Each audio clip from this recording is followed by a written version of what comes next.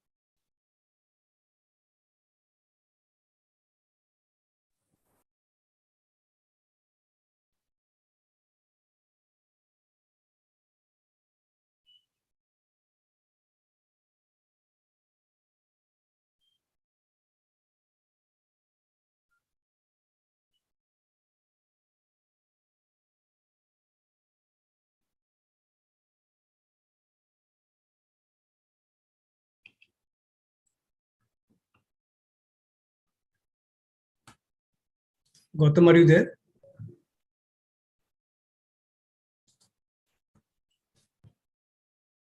Yeah, अब आ गया Gautam. Yeah, hi Gautam. You are on mute, Gautam. Unmute yourself. For the delay. I think we should start. Yeah. Sorry for the delay. Good evening, one and all. I hope you and your loved ones are safe. Thank you for the joining our webinar today on transfer pricing and UAE corporate tax. Today we will discuss about the international taxation, CBSCR, transfer pricing, and the UAE corporate tax. First, I would like to request Chairman C. Pramod Kumar Chand for the welcome address. Thank you, Gautam. Yes. So, good evening, everyone. Hope you and your family members are safe. On behalf of ICAI RAK Chapter, it is my pleasure to welcome everyone to this webinar, Decoding of the Transfer Pricing and UAE Corporate Tax. The UAE, as a member of OECD Inclusive Framework, is introducing the federal corporate tax regime as a stepping stone to the execution of its commitment to the global minimum effective tax rate concept proposed by Pillar 2 of the OECD Base Erosion and Profit Sharing Project, popularly known as OECD BEPS. The responsible body of the oversight has been designated as the Federal Tax Authority, FTA. The introduction of corporate tax is also perceived as an important step in diversifying the UAE government's budget revenue away from the revenues that today are mainly generated from the hydrocarbon industry. The consultation document offers assurances that this corporate tax regime will build on international best practices as opposed to introducing new concepts in order to ensure the seamless integration and cooperation of the regime with existing international frameworks.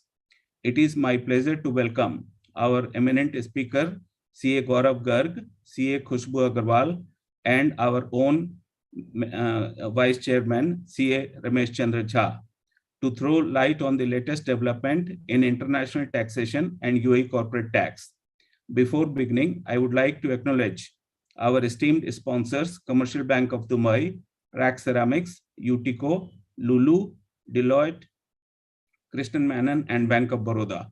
Once again, I welcome all of you to this webinar and hope that each one of you go back with clarified thoughts on the subject. Thank you.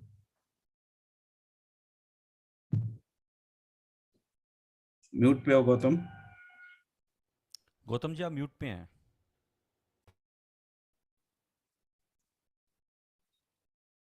Gautam, you are on mute.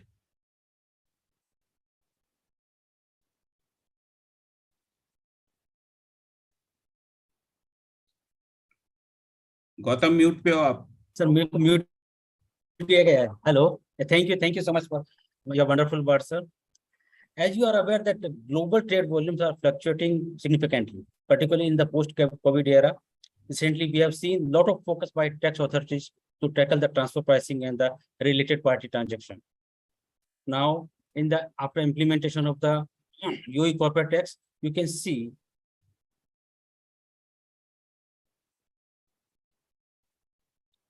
from the 1st July 2023, the UAE will introduce the first ever federal corporate income tax CIT.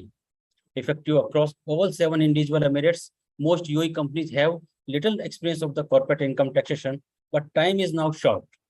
What should they expect and how can they prepare? Most non-energy businessmen in the UAE have no experience of the paying income tax. This will change on 1st July 2023, when a single unified corporate income tax CIT regime will come into effect across the entire UAE. The new approach is being driving a powerful global trends. If you see the key design principle, broad-based is 9% corporate tax, de facto starting from the 2024, one return for all the groups, no advance tax payment, tax holiday for free zone, tax loss utilization carry forward allowable, group refill and fiscal unity, tax-free dividend, capital gain, no non-resident taxes, and no withholding taxes. With all these provisions, we can see in our new corporate tax. Now, I would like for detailed explanation, I would like to invite Khushboo for the presentation. Let me read a profile.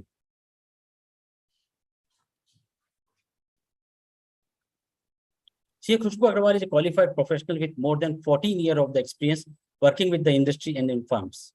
Before shifting to UAE a decade ago, Khushboo was associated with some reputed CA firm in India, gaining knowledge to complete tax framework and audit procedure of India, as well as handling accounts and compliance work of our US and Australian companies. Her professional journey in UAE started with a leading retailer group with the presence of 20 plus countries. She brings with the diversified experience in the financial planning and analysis, cost management and process development. Currently, she is a co-founder and the partner of FinCric, International Management, where she is heading the Financial Advising Services, Tax and Compliance wing of the firm. She has a co-founder of the FinCRC Project Management Services, which is specialized in the advisory project globally. With her experience in UAE structuring, financial advisory, and the cost management, she is advised on board to many esteemed private companies, family office, and semi-government organization. So now, welcome Khushboo for your detailed presentation. The floor is yours.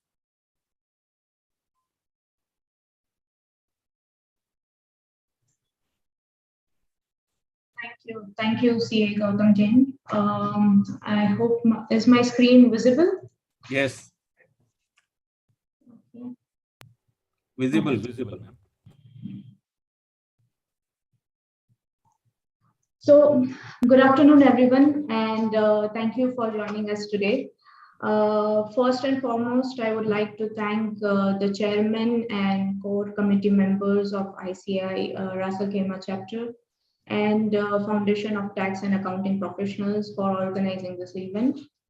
And also special thanks to my co-speakers, CA Gaurav Garg and CA Ramesh Jha, for agreeing to be part of this event and sharing their expertise on the subject. So as we have got the background, and we all understand that there are major changes proposed at a global level. We talk about Pillar 1 and Pillar 2 implementations, which is as per OECD guidelines, wherein one talks about the concepts of tax-based point of collection and tax residency to be seen at a completely different, to be seen from a completely different lens, considering the globalization and the digitalization that has happened over the past years. The second, Pillar 2, that talks about imposing global minimum tax rate of 15%, so as to mainly avoid harmful practices of shifting business profits to no tax or a low tax countries. So while these changes, or rather upgrades that are happening at international level, when we look at UAE, we can say that UAE is still kind of a debutant in the compliance world and is climbing the ladder to meet its commitment.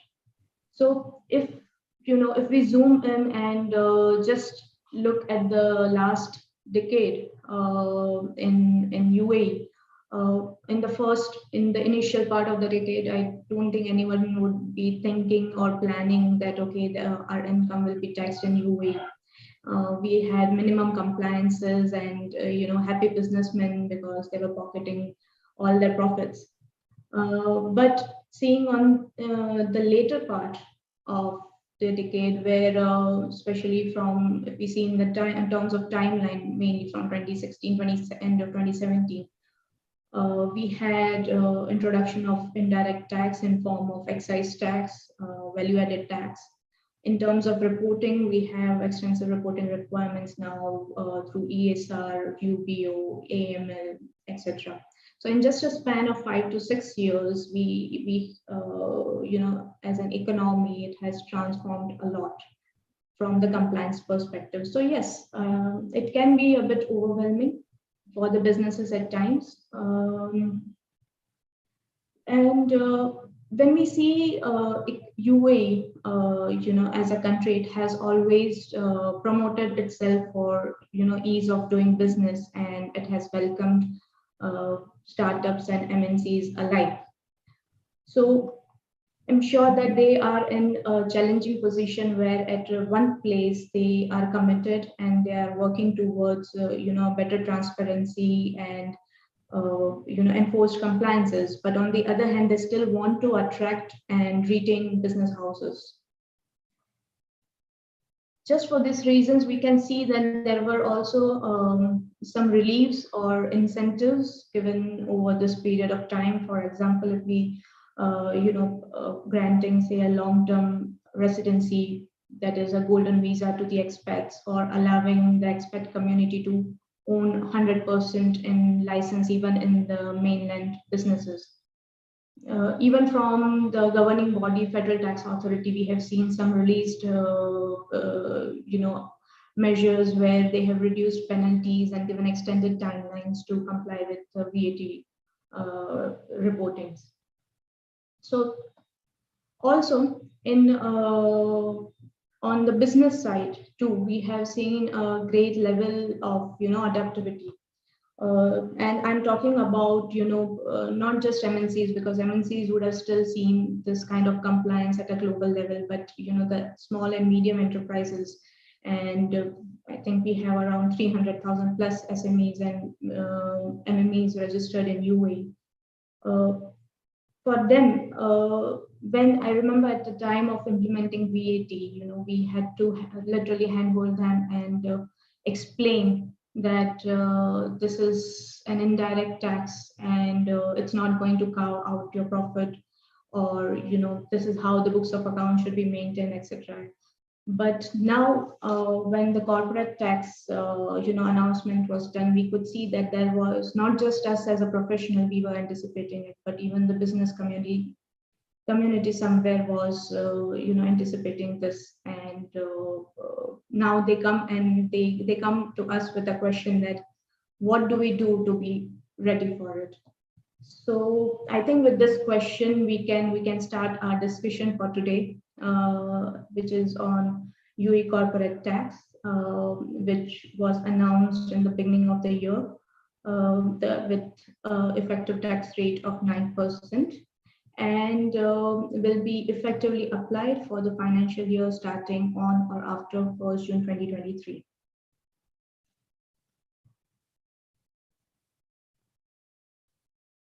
The topics that I would be covering today would be taxable person, and along with that, we'll see what would be the basis of taxing these persons.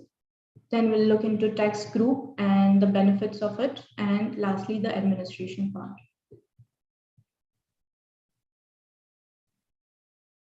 So firstly, taxable person, the first we cover is legal person.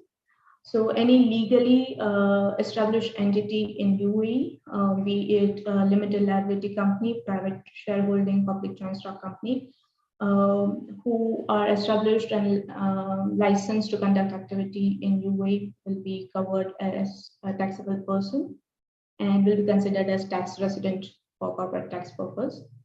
Second would be in case of foreign company who is otherwise licensed or established somewhere in say some island in Caribbean, but is the effective management of such company is done from UAE. So when we say effective management, it means that the owners, directors, or the key personals are based in UAE, and they regularly they enforce the decisions from here, and the company is effectively managed from here. So we can say that that entity would be a tax resident for the purpose of corporate tax. Basis of taxing this legal person would be their worldwide income. So income sourced from UAE as well as income sourced from outside UAE. But there is a particular exemption, given that certain income from overseas will be exempt, which would include qualified foreign branches, foreign subsidiaries, in order to avoid double taxation. Second would be, and this is a bit interesting, that ideally from the term corporate tax, we would think that it will be only applicable to corporates. But as we know, there is no personal income tax in UAE. So the corporate tax itself has been extended to cover natural persons who are conducting business activities in UAE. So sole establishment, proprietorship, freelancers, we have a freelancer permit, which usually say social media influencers or artists would generally apply for. So they need to register for corporate tax purposes. The second part of it would be general and limited partnerships and unincorporated JVs and associations. So the concept is if it is a general partnership or unincorporated JVs, they will be treated as fiscally transparent. That means that the profits of these entities or associations will not be taxed at the entity level, but instead, will instead flow through and be taxed in the hands of partners or members, as the case may be. So in case of, so they need to register as natural persons. The basis of taxation in this category would only be limited to the income derived from business or commercial activities in UAE.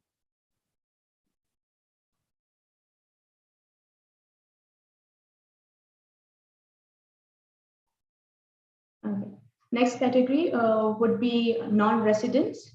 So non-resident can be taxed in the following two scenarios, where it is established that the non-resident has a permanent establishment as per OECD guidelines, which is mainly determined by two factors, like if it has a fixed place of business in UAE, or if it has a dependent agent who is based in UAE and conducts the business on behalf of the foreign entity. Our next co-speaker, CA Gaurav Garg, would be shedding light on this subject in more detail. So I'll leave that.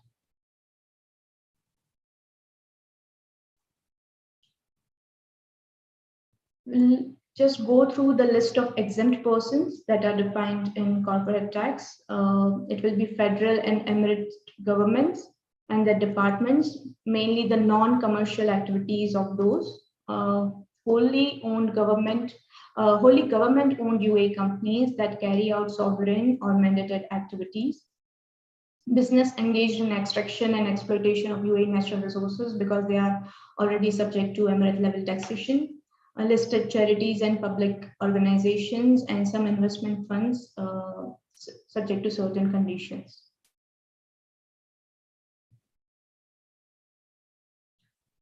Now, free zones. So free zone definitely was one of the most talked about, or many questions asked around it, that whether free zones will benefit from the tax holidays that it was promised and at the time of setup. And I think we have a good amount of clarity with the public consultation document out.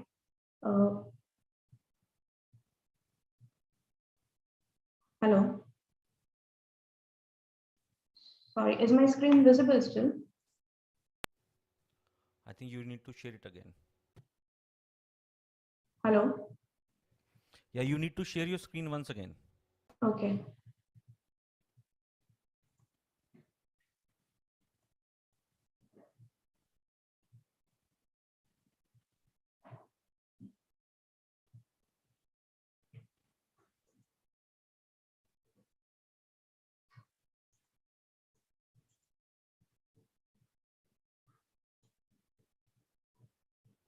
Yes, it's visible now. Okay.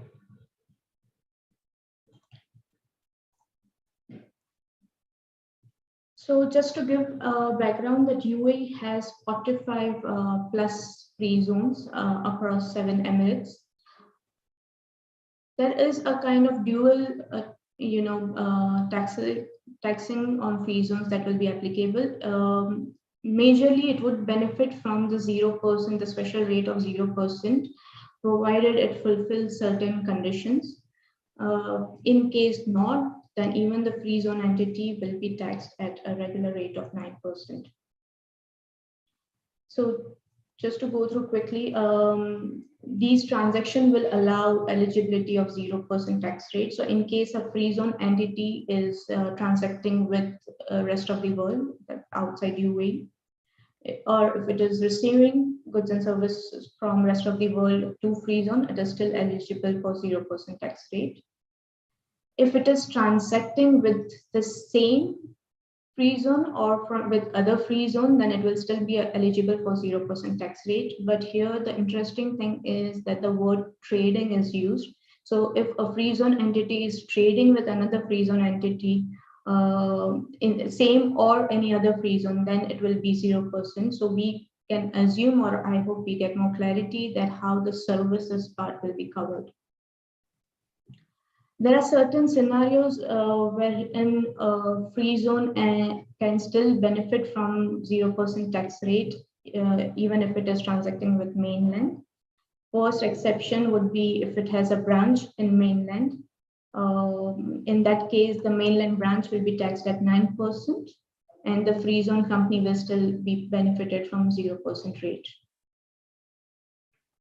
Then another category is like we have in VAT, if the designated zone is supplying to mainland entity and the mainland entity being the importer on records is subject to do RCM. Same thing in corporate tax, if the designated zone transacts with any mainland entity, but if the mainland is importer on records, it will not affect the status of the free zone or the designated zone company. Lastly, if the free zone transacts with mainland group company, in which case the expense in the hands of mainland group companies will not be tax deductible. And last is if the free zone is deriving any passive income, namely dividend, interest, royalty, capital gains from mainland, that will still not affect the 0% benefit that it derives. Now, what would be the conditions so that free zone can avail this benefit? Would be it needs to maintain adequate substance.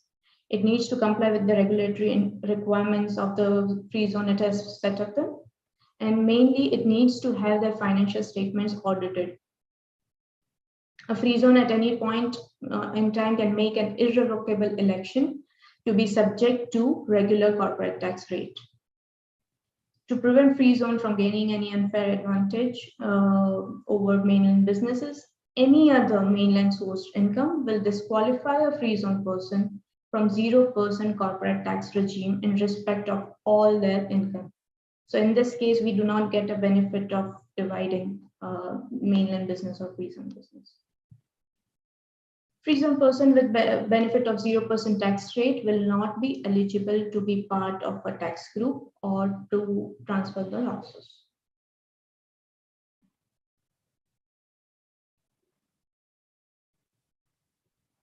Now, tax group. So large businesses often conduct their operations through a group of companies, mostly parent subsidiary structure.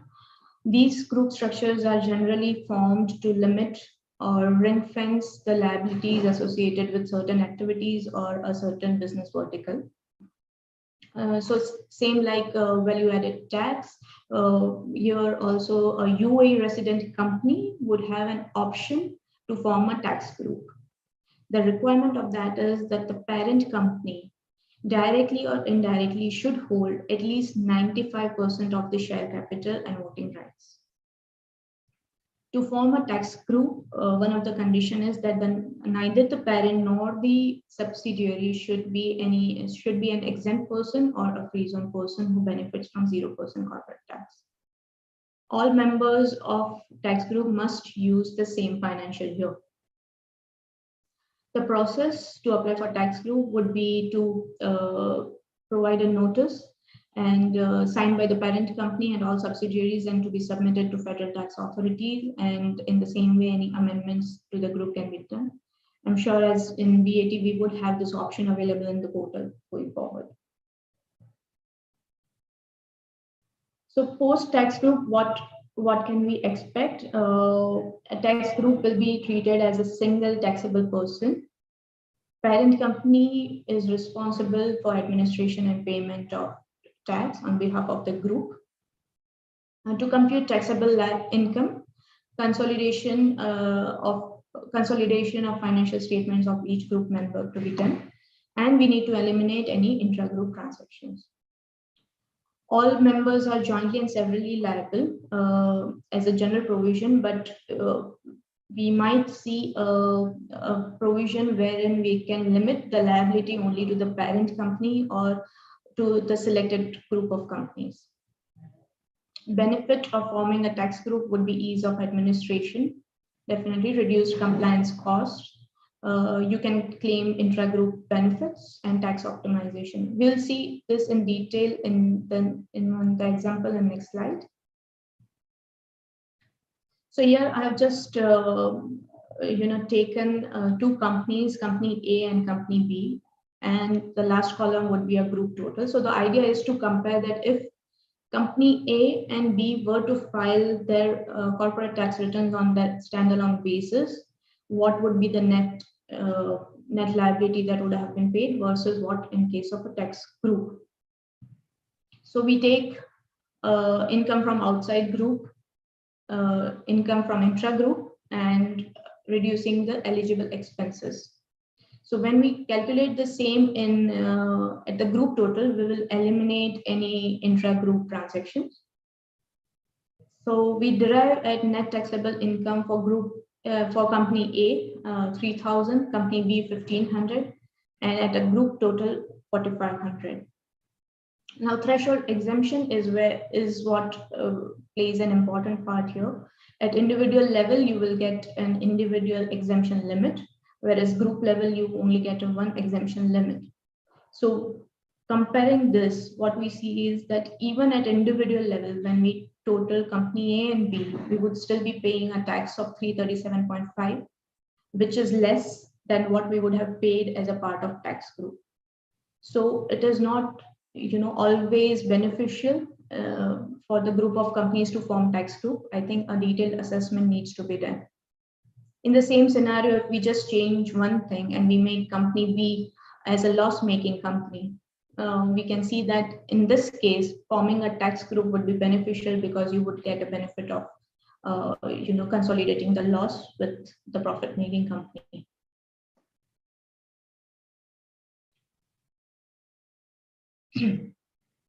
Other group benefits. So when a group does not meet the required criteria of 95%, or they do not want to form a tax group, there is a very interesting provision given in the corporate tax regime that they can still transfer the loss to another group entity. The condition for that would be that the UAE group of companies are at least 75% commonly owned, and there is no exempt or free zone person eligible to be part of such group of companies. Again, taking an example, so if the company A has a net taxable profit of 300 and company B has a net loss of 500, company B can transfer its loss to company A.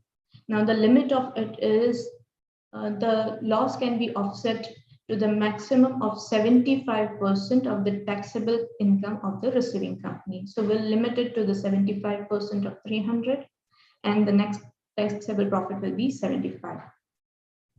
Now there is a bit of ambiguity or gray area when it comes to carrying forward the loss of company B. It will be allowed to carry forward in its books and in its set of books, but whether the next year this kind of setup will be allowed or not, there is a difference of opinion in the market, but we believe that we'll have more clarity when the law is out.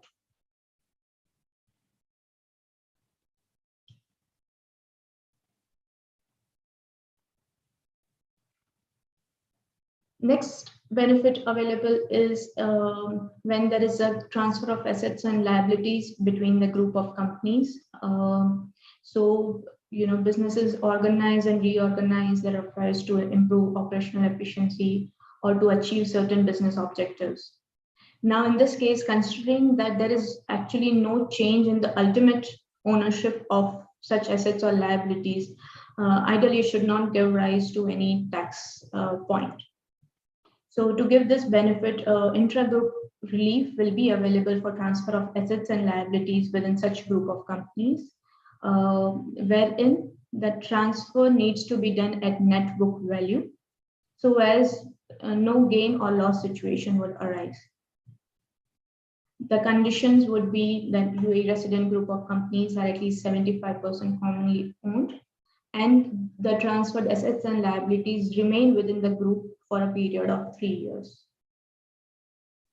If condition cease to meet, we need to recalculate the transfer done, and it has to be declared in the transferor's return in the year in which it ceased to exist.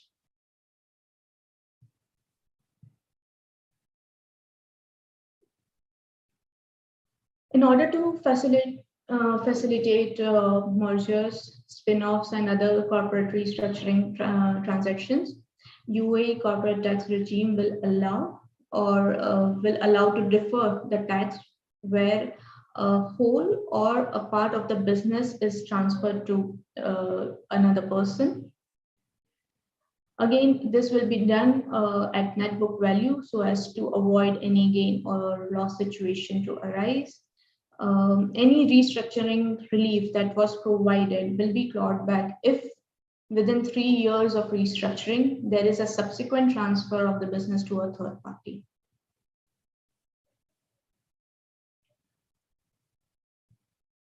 Coming to the next part of the presentation, which is administration.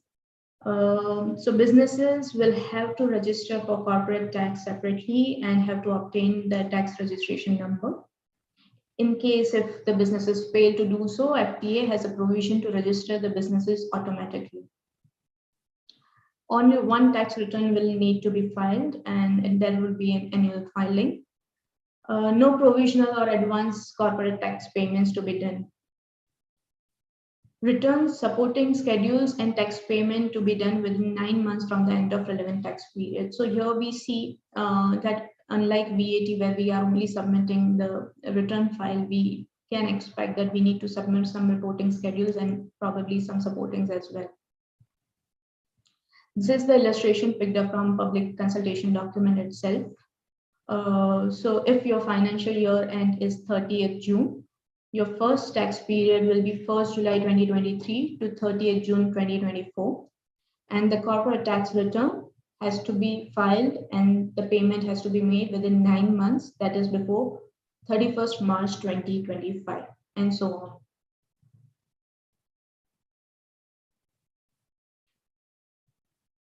Then where the businesses cease to exist, they need to deregister from corporate tax, and a time limit of 3 months is allowed from the date of cessation of businesses. Corporate tax needs to be filed on self-assessment basis, and the ultimate responsibility of compliance lies with the business itself. FTA holds the right to review any corporate tax returns and schedules that are submitted and ask for additional information. On the other hand, taxpayer has the right to challenge that assessment issued by a federal tax authority, and they can also file for a private clarification in case of any doubt. Documentation, we need to maintain financial and other records which should support the return and schedules that you have submitted. This documentation requirement also extends to the exempt person and free zone person. And as we saw earlier, the free zone person will, in addition to this, will also need to submit audited financials to claim 0% benefit.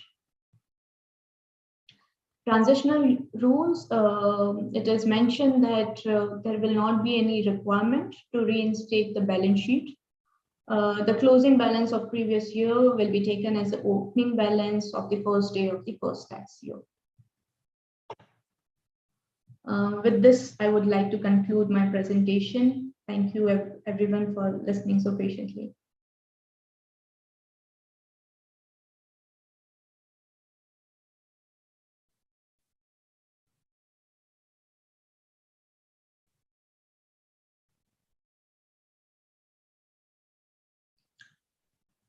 Hello. Thanks, Khushboo. Yes, I got over to you. If any of our audience has any question on the topics which Khushboo covered, you can please type the same in a chat box.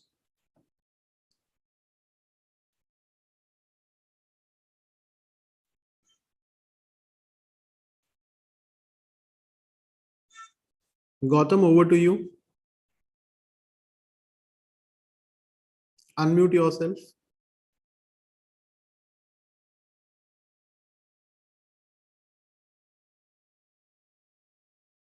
Unmute yourself.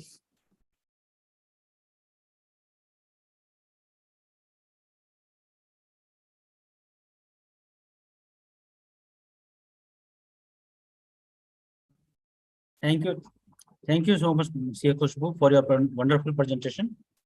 Now I think we can go to the next level. So I would like to call CA Pulkit Mehra for introduction of the second speaker.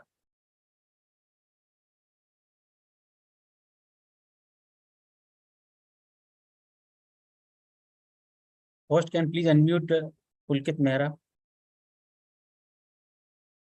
He can unmute himself. He's trying, but he's not able to do this. Okay, let me do. Same. I am also feeling the same problem. Pulkit? Yeah, can you hear me? Yeah. Yeah. Good evening, everyone. So I would like to read the profile of our next speaker. Our next speaker is CA Gaurav Garg. Just a moment. Ramesh Ji will take up. I think the host is not allowed to start the audio option, the video option. No worries, I'll just read the profile. So CA Gaurav Garg is the next speaker of the evening.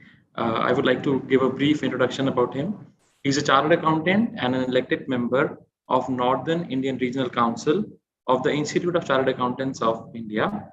Gaurav qualified CA exams in 2004, and since then he is assisting multinational enterprise in handling transfer pricing and taxation issues arising in Indian tax jurisdiction. Pulkit, For may I? initial, yeah, pardon? I think there is some confusion. So Yeah.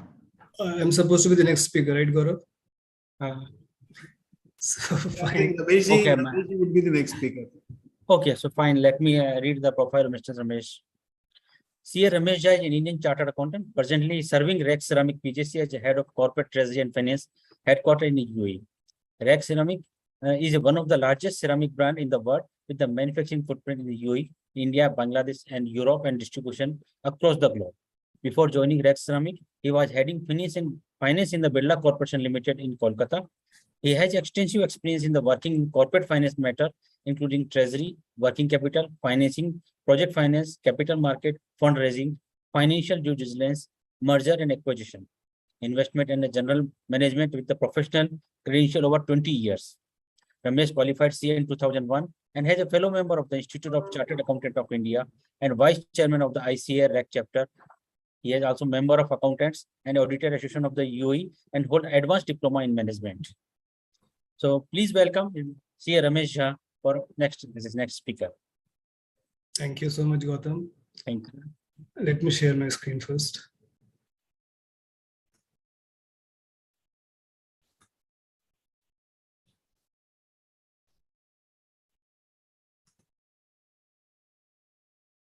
Is it visible? Yes, it's visible. Good. Thank you, Gautam, and thank you, Khushboo, for the wonderful start. Good afternoon and good evening to one and all. CA Khushboo has talked about the overview of key corporate tax proposal, and now I'll be covering how corporate tax impacts certain sectors, what will be the basis of computation of taxable income, and how should business prepare for it. The UAE currently does not have a federal corporate tax regime, as we know. Corporate tax is determined at an emirate level through tax decrees. Currently, at an emirate level, UAE only levies corporate tax on oil and gas companies and branches of foreign banks. UAE benefits from presence of over 45 free zones that have their own rules and regulations. These free zones attract foreign investors by offering significant tax benefits. In May 2018, the UAE became the 116th jurisdiction to join the inclusive framework on BEPS as a member of OECD inclusive framework. the UAE is now introducing the federal corporate tax regime, as we know. It will act as a stepping stone to the execution of its commitment to the global minimum effective tax rate concept as proposed by Pillar 2 of OECD BEPS project.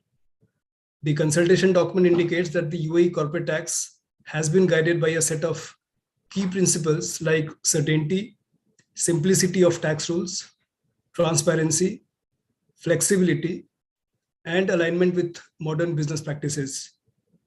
It also offers assurances that the corporate tax regime will build on the international best practices as opposed to introducing new concepts in order to ensure the seamless integration and cooperation of the regime with existing international framework.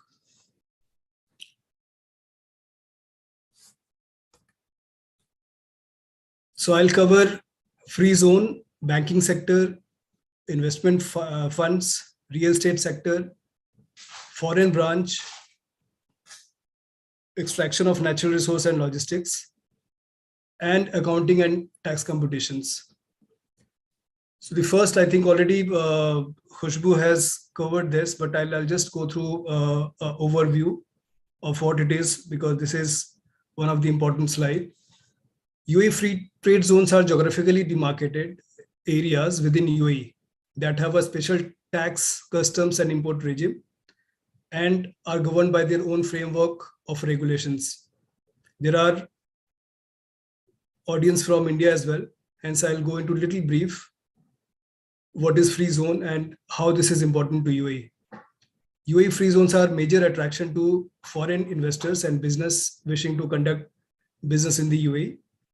Major benefits of free zone for foreign investors are it offers 100% foreign ownership, 100% repatriation of capital and profit.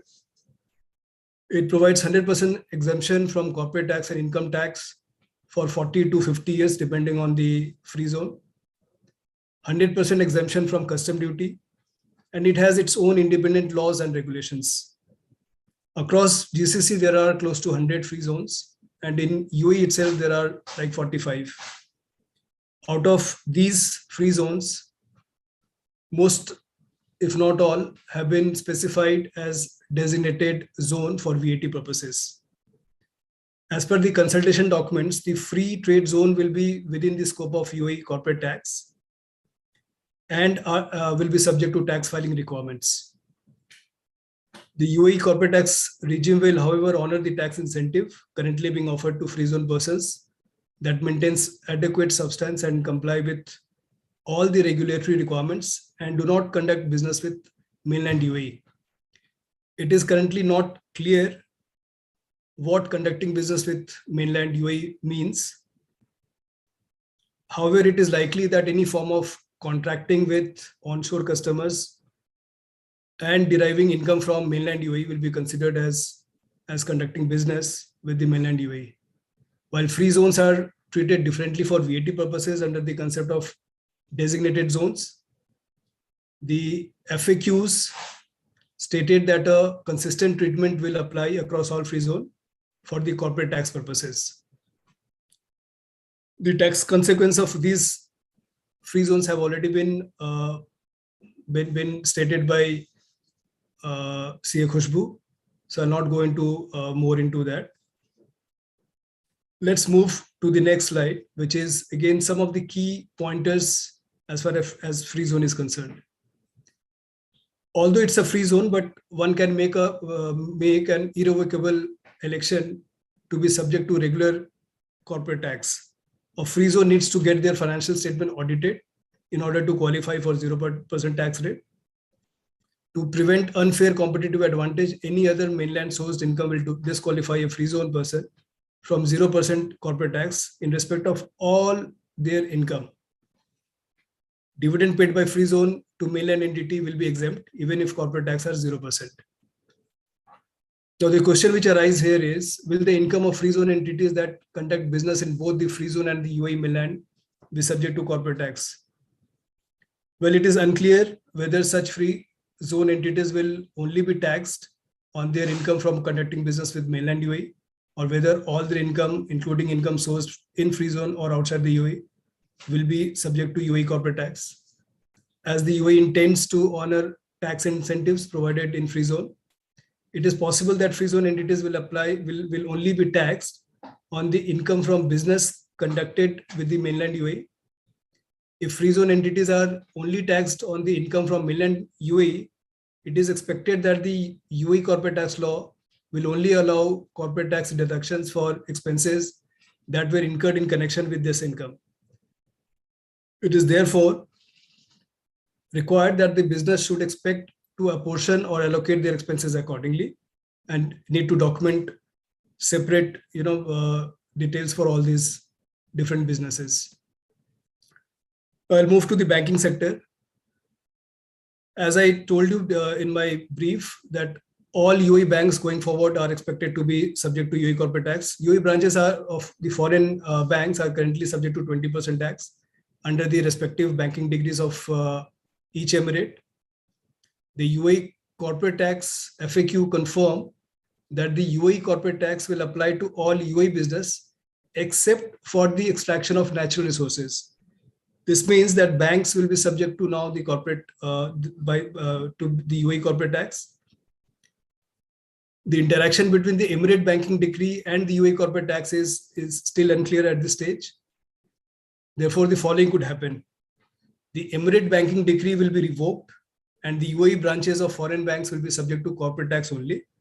Or the emirate banking decree will remain in force and the UAE branches of foreign banks will be subject to both UAE corporate tax and the emirate banking decrees. In this case, we expect that the tax credit for the tax paid under the UAE emirate banking decree should be granted for UAE corporate tax purposes. Similar to any other free zone entities, branches of foreign banks operating in free zone will be within the scope of UAE corporate tax and required to register and file a corporate tax return, but will continue to benefit from the 0% taxation if they comply with the regulatory requirements and do not conduct business with the mainland UAE. Investment funds. Considering UAE's position as a leading investment and wealth management hub, UAE corporate tax regime will allow following benefits. UAE corporate tax regime intends to treat UAE and foreign investment funds that are structured as unincorporated partnerships as fiscally transparent, as they are typically organized as flow-through limited partnerships. UAE corporate tax regime will allow regulated investment managers to provide discretionary investment management services to foreign customers without triggering a UAE PE for the foreign investors or the foreign investment funds. Regulated investment fund can apply to FTA for exemption based on following conditions. The investment fund is regulated by a regulatory authority that is recognized by Minister of Finance. No group of 5 or fewer investors and their related parties has 50% or more economic interest in that fund. No single investor and the related party has 20% or more economic interest in the fund. Interest in the fund can be freely traded on a stock exchange in the UAE or recognized or in any other recognized foreign stock exchange fund. Now, very interesting, real estate, another a sector which is key to the UAE. What law states that the rental receipt from UAE real estate investment earned by the UAE and foreign individuals will not be within the scope of UAE corporate tax. The same treatment is intended to apply where UAE real estate are held through a private or family trust on behalf of the beneficiaries that are natural persons. Regulated real estate investment fund can apply to the FTA to exempt from UAE corporate tax, similar to what we just read as far as investment fund is concerned. So to summarize, income from real estate investment held by individuals in their personal name is likely to be exempt from federal corporate tax. However, income from real estate assets held by individuals through corporate structure may be subject to corporate tax in relation to capital gains. So what are the key considerations from a real estate perspective?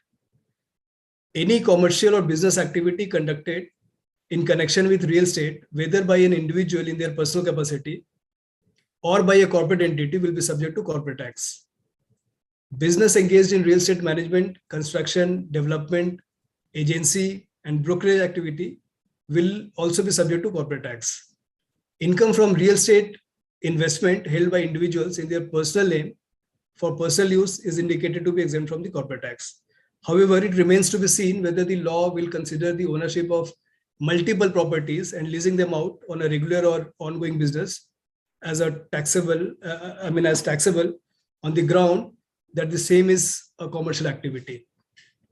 Since dividend and other incomes earned by an individual from ownership of shares or other securities in personal capacity is exempt from levy of corporate tax, income earned from investments made in real estate through crowdfunding platforms or REITs would appear not to attract corporate tax. As regards foreign individuals, the FAQs simply state that the corporate tax will generally not be levied on a foreign investor income from investment returns. For now, we can assume that the income earned by foreign individuals from real estate investment will also not be taxed under the corporate tax regime. All activities undertaken by a corporate entity are deemed to be business activities and will be subject to corporate tax. This will include income from real estate investment owned by SPVs. It is possible that corporate tax will also be levied on capital gains from the sale of properties. Real estate assets in free zone by free zone entities appear to be exempt from corporate tax regime. However, assets held by such entities in the mainland may be subject to corporate tax, as they are likely to be viewed as conducting business onshore. The other exempted sectors, we already talked about extraction of natural resources. So under the constitution of UAE, the natural resources belongs to the emirate where these resources are found. Accordingly, income from extraction and exploitation of such natural resources earned by the government, royalties and other fiscal levies raised by the government will be outside the scope of the UAE corporate tax. The UAE corporate tax regime also intends to exempt the income earned by companies engaged in the extraction and exploitation of natural resources that are subject to emirate level taxation. This exemption will not extend to any supplier, contractor or subcontractor used by the concession holders. Similarly, as a major logistics center and international travel hub, the UAE corporate tax regime will exempt income earned by a non-resident from operating or leasing aircraft or ships used in international transportation, provided that the same treatment is granted to the UAE business in the relevant foreign jurisdiction under the reciprocity principle. Now, foreign branch, as we know, is an extension of its parent company and not a separate legal entity, and therefore no separate financial statements may need to be prepared. Many of the transactions of the branch would be transactions of the parent itself, which complicates determination of standalone financial results of the foreign branch. Branch of foreign entities are generally considered taxpayers for the corporate tax purposes, and thus will be subject to UAE corporate tax unless the free zone tax incentive or other exemptions apply.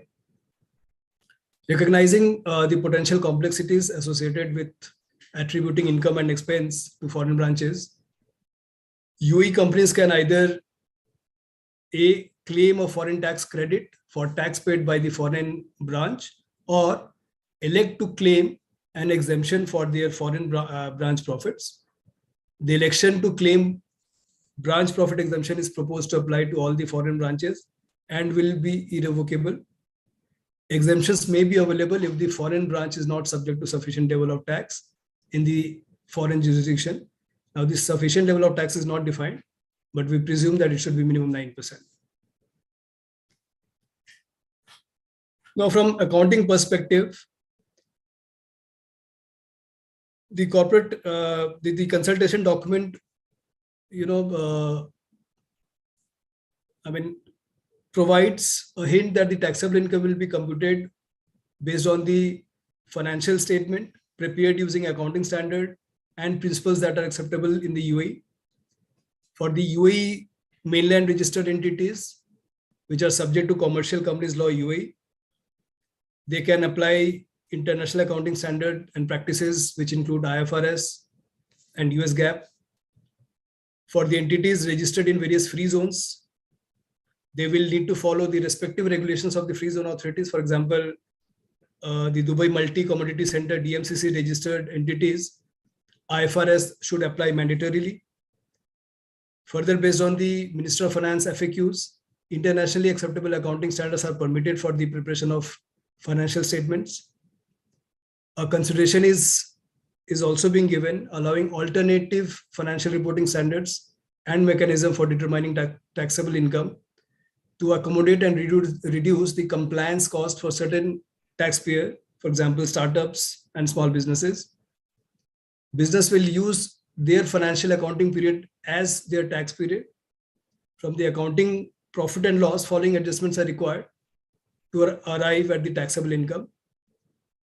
Adjustments for unrealized gains and losses, adjustment for exempt income, adjustment for expense capping rules and non-deductible expenses, and adjustments for losses limitations. So I'll go one by one.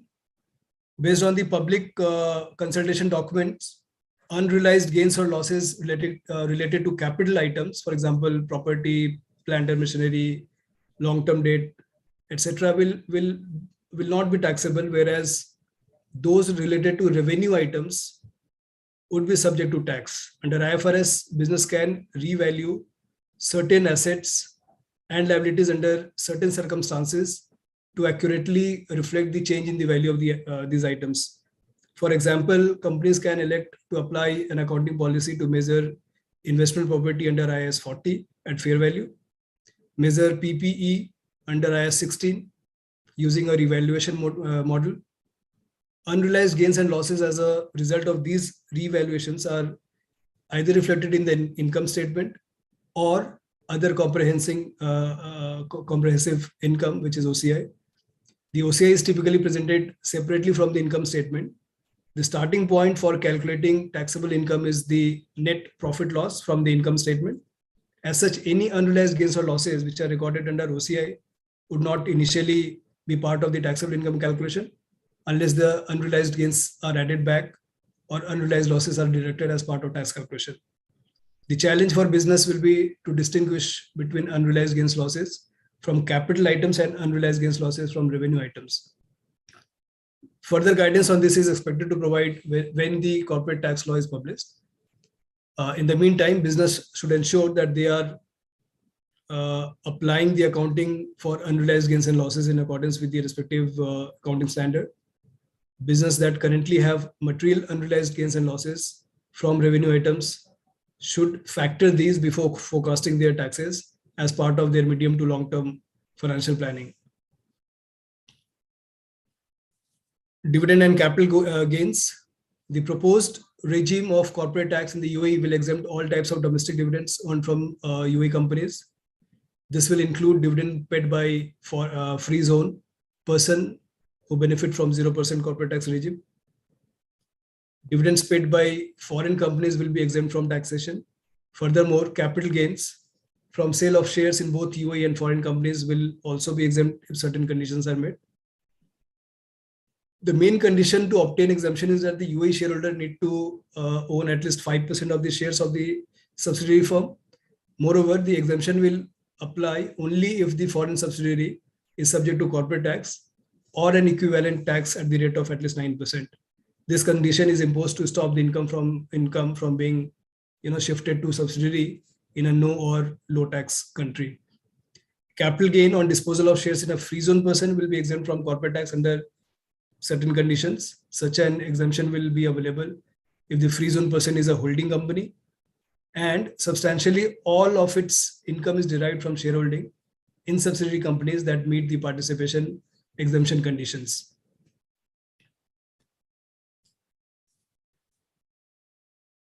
Interest capping rules. This is in line with Action 4 of OECD BEPS project. UAE corporate tax regime will cap net interest expense that can be reduced, that can be deducted up to 30% of the EBITDA To reduce administrative burden, business may allow to deduct up to a certain amount of net interest expenditure, safe harbor rules, irrespective of limit based on EBITDA rules. So they might specify some amount which will be over and above the limit. Interest capping rules may not apply to banks, insurance companies, business carried on by natural persons, and certain other regulated financial service entities. Consideration is also being given to allowing business that are part of consolidated group to apply a different interest capping threshold by reference to the group's overall position. Interest on related party loans should be on arm's length, and where such borrowing are used for specific intra-group transaction, for example, to pay dividend or capitalize a group company, related party interest will only be deducted if there is a valid commercial reason for obtaining the loan, and if the related party lender is subject to 9% corporate tax or higher. Non-deductible expenses. So expenditure incurred to entertain customers, shareholder, suppliers, and other business partners will be allowed to the extent of 50% only. If you recall, in VAT regulations, in VAT, they have defined entertainment service as hospitality of any kind, including the provision of accommodation, food and drinks, which are not provided in the normal course of a meeting, and access to show or events or trips provided for the purpose of pleasure or entertainment. Now, the general rule in VAT is that the input tax on entertainment expenses incurred for employees shall be non-recoverable unless it is as per statutory requirement. Similarly, input tax shall be non-recoverable if it is incurred by a person in respect of entertainment services provided to other than employee, including customers or potential customer or investor, etc. In corporate tax, as per the consultation document, expenditure incurred to entertain customers, shareholders, suppliers, and other business partners will be allowed to the extent of 50% only. Hence, it can be presumed that such expenses incurred for employees will be fully allowed, although we expect more clarity when the legislation comes. The consultation document also provides that no deduction will be allowed against certain specific expenses. For example, administrative penalties, recoverable VAT, donation paid to unapproved charitable organizations, and so on. Payments made to free zone person that is taxed at 0% is not deductible for corporate tax purposes. However, payment made to related party will be allowed if it is attributed to a mainland branch of the free zone person. Losses. In line with the international best practices, a business will be able to offset a loss incurred in one period against the taxable income of future period up to maximum of 75% of taxable income of that future period. Now, tax losses can be carried forward indefinitely, provided that the same shareholders hold at least 50% of the share capital. If there is a change in the ownership by more than 50%, tax losses may still be carried forward, provided the same or similar business is carried on by the new owners. The continuity of shareholder or the business do not apply for listed company.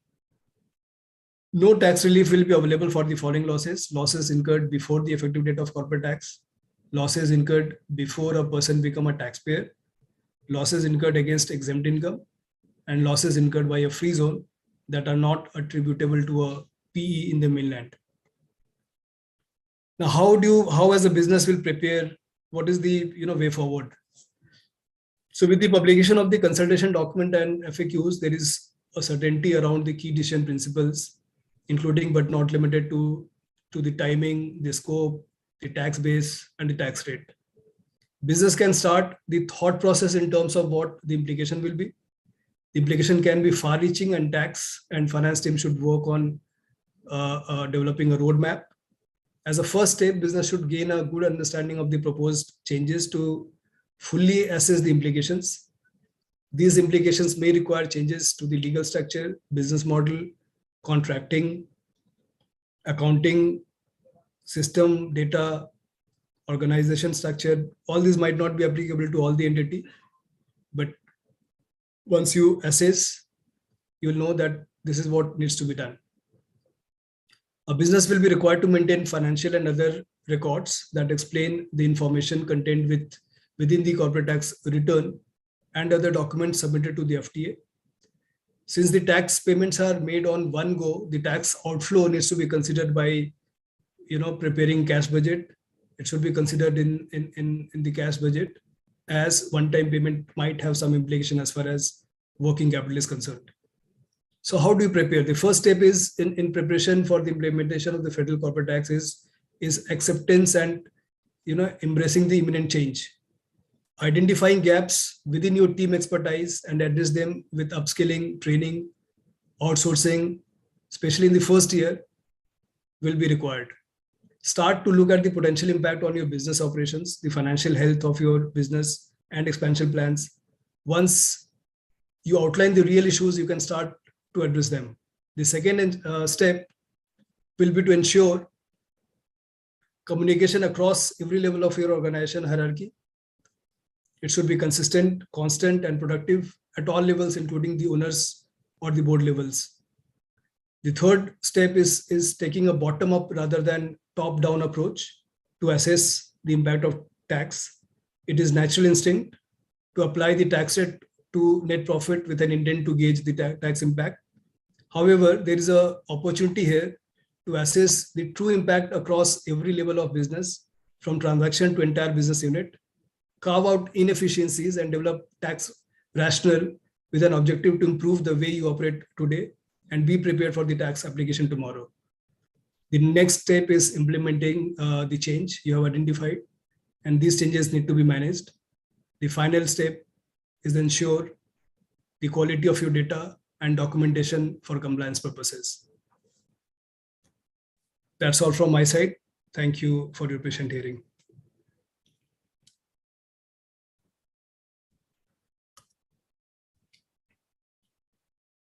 Over to you, Gautam.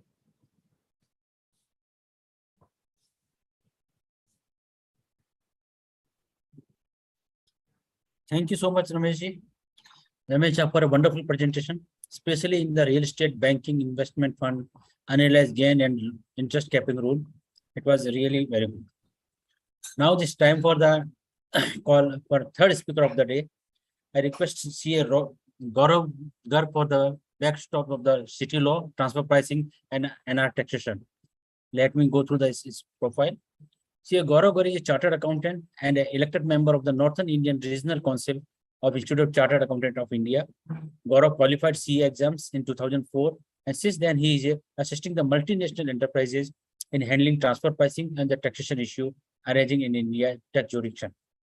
For initial year of his career, Gaurav has assisted multinational enterprises as a part of the Big Four transfer pricing practice, and currently he is a partner of a Delhi-based CA firm, SGPM and Associates. Also, currently he is a chairman to International Taxation Committee of NRIC of ICAI 2020-21 and 2022-3. He is a regular speaker on the subject and has delivered more than 700 sessions till now. He is a guest faculty of the Committee of International Taxation of ICAI, and he's also co-authorized a book of multinational instrument. So please welcome Gaurav Garg. Very good afternoon, everyone, and very warm regard to Gautam Bhai, who has introduced me from UAE, and to both of my co-speakers who did a wonderful job in setting a platform for technically me, so that I can explain you the relevant part of UAE law on the non-resident taxation as well as transfer pricing. Just one correction, it's still not a law, it's still a proposed law via consultation paper. So first I will start with the non-resident taxation. So I'm not using presentation. I think my verbal communication or verbal discussion would be should be sufficient.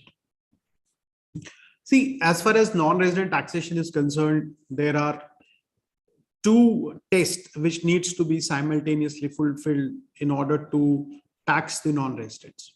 So the relevant para of the consultation paper is 4.2, and the first test is that there should be a permanent establishment in UAE.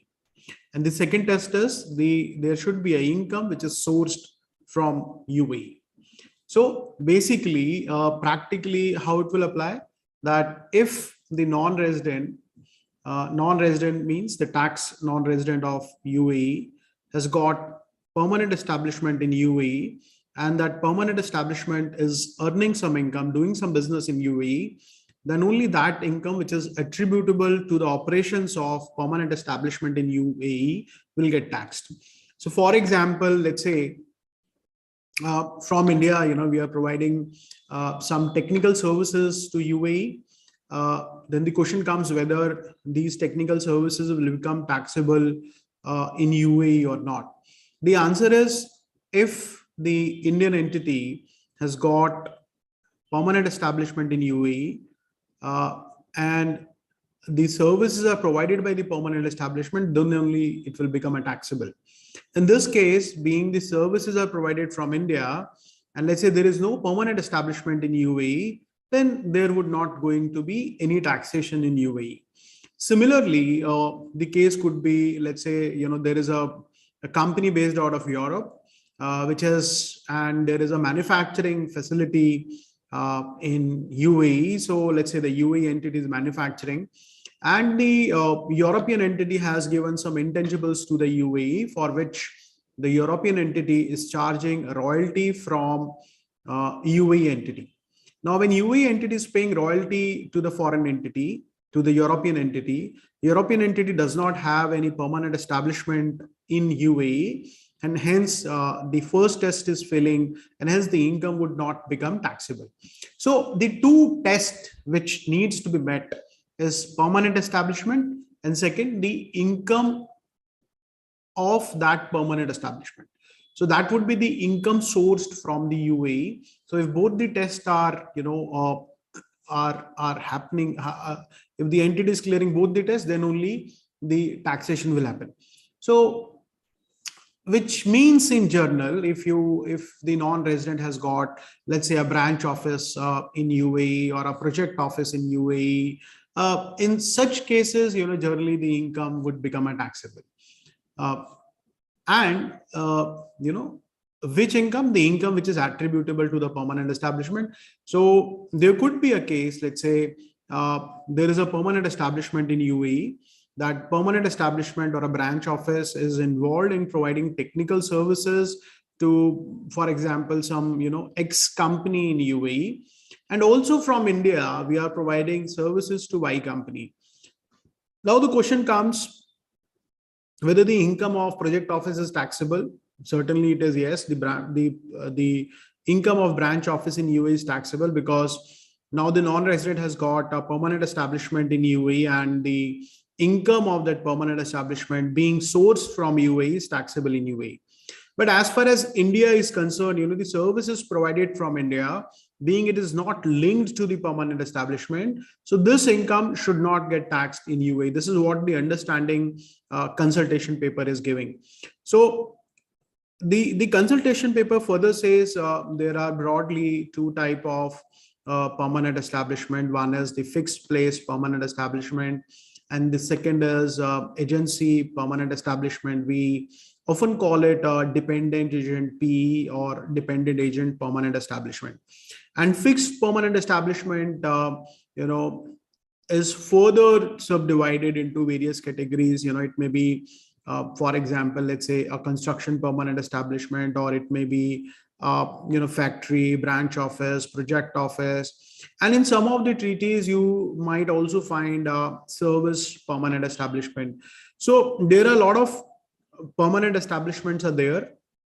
I personally believe we might see more clear definition of permanent establishment in the final law. The current proposed law or the consultation paper gives the idea about permanent establishment, and it only talks about fixed place permanent establishment and dependent agent PE. As far as fixed place permanent establishment is concerned, we often say that there should be a place which is fixed, and from that place the non-resident is doing a business. So even if, let's say, I've got a branch office in UAE, but that branch office is not involved in doing any business, certainly it will not have any income and it will not get taxed in UAE. So two conditions again, there should be, some space. That space must be used for carrying out a business. Often in international tax, we have seen not only place, but also equipment also creates a permanent establishment. So whether equipment P will come or not, I think we need to wait for the final law. And I would like to, see the final document, whether it covers fixed place, whether it covers equipment permanent establishment or not. As far as dependent agent P is concerned, so we all know, the agent is the one who enters into the shoes of the principal. So basically, he's doing business on behalf of the principal, and the principal is the non-resident company, the company which is not a non-resident which is non-resident in UAE. Maybe it's, let's say, the Indian company, or maybe the company headquartered in Germany or Canada, whatever you want to say. And interestingly, dependent agent P can be a related party, or it can be unrelated party. More importantly, it needs to be an agent. So the agent may be the individual, the agent may be a company, the agent may be a partnership firm. Few of the things which this agent would be doing, this agent would be negotiating contracts on behalf of the foreign non-resident entity. It may be concluding the contracts on behalf of non-resident entity. It may be signing the contract on behalf of non-resident entity. So basically, when these conditions are fulfilled, generally the dependent agent P is created. There are two very critical tests, which are there before we say that it is a dependent agent P. So dependent means the agent economically is dependent upon the non-resident. So most of the income per se should be earned through the agency business, and the agency business of whom? Of the non-resident in UAE. The second threshold is it should not be the normal business of the non-resident, that is of the agent. So which means, let's say I'm in general an agent in UAE, and I'm into agency business for not only one company, but 3, 4, 5, 6, 7 companies. So now what I'm doing, whatever I'm doing in my normal course of business. So again, I will come out from the definition of agency P.